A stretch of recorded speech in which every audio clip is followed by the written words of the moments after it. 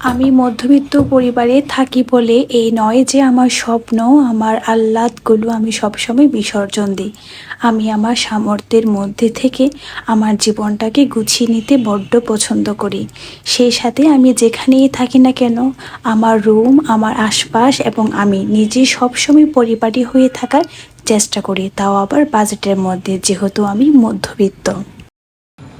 সকলকে জানাচ্ছি আমার পক্ষ থেকে সকালে স্নিগ্ধ শুভেচ্ছা। কেমন আছেন সবাই? গ্রামীণ জীবনের নতুন আরেকটি ভিডিওতে সকলকে স্বাগত জানাই। আশা করছি আমার পরিবারের ছোট বড় নতুন পুরাতন সকল সদস্যরা বেশ ভালো আছেন। বেলা এখন বাজে ওই ৮টা কাছাকাছি, তবে বাহিরে রোদ্দুরের প্রখরতা দেখে একদমই বোঝার উপায় নেই যে এখনো সকাল কাটেনি। রোদের তাপ এতটাই তীব্র যে দেখেই মনে হচ্ছে যে মনে হয় দুপুর 1টা বাজে। কি পরিমাণ রোদ ভেবে দেখুন। আমি একজন মধ্যবিত্ত পরিবার থেকে বিলং করা মেয়ে। ছোটবেলা যদিও একটু বিলাসবহুল জীবন থেকে উঠে এসেছি, তবে মাঝখানে যে জীবনটুকু ছিল, মানে আমার প্রাথমিক মাধ্যমিক এই সময়টুকু আমি কিন্তু অনেকটা অভাবের মধ্যে, অনেকটা কষ্টের মধ্যে দিয়ে কিন্তু উঠে এসেছি। এটা কিন্তু চিরন্তন সত্য।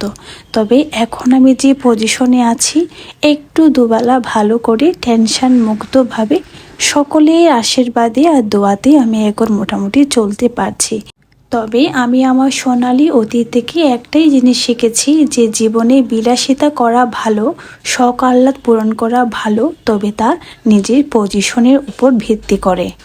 তবে আপনি যতই সুন্দর এবং স্বাচ্ছন্দ্যভাবে নিজের মতন করে চলেন না কেন, আপনার পরিবেশ এবং পরিবেশের মানুষ যদি একটু দুষ্ট প্রকৃতির হয়, তাহলে নিজের হ্যাপিনেসটা নিজের ধরে রাখতে হলে একটু টেকনিক করে চলতে হবে। আপনাদের সাথে একটা সিক্রেট শেয়ার করব, নিজেকে হ্যাপি রাখার সিক্রেট। দেখুন, জীবনে চলার পথে অনেক মানুষের সাথেই মেলামেশা করতে হয়। তার মধ্যে নির্বোধ, বোকা, বাচাল, বুঝে কম, বলে বেশি এ ধরনের মানুষের সাথে কখনোই তর্ক করতে যাবেন না। নেভার।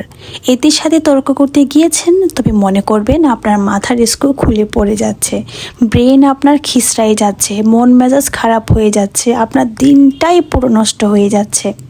তাই ওরা যাই বলুক না কেন, তাহলে বলবেন, হ্যাঁ ভাই তুমি ভালো, তুমি যাই বলেছ তাই ঠিক, তুমি ঠিক আমি ভুল।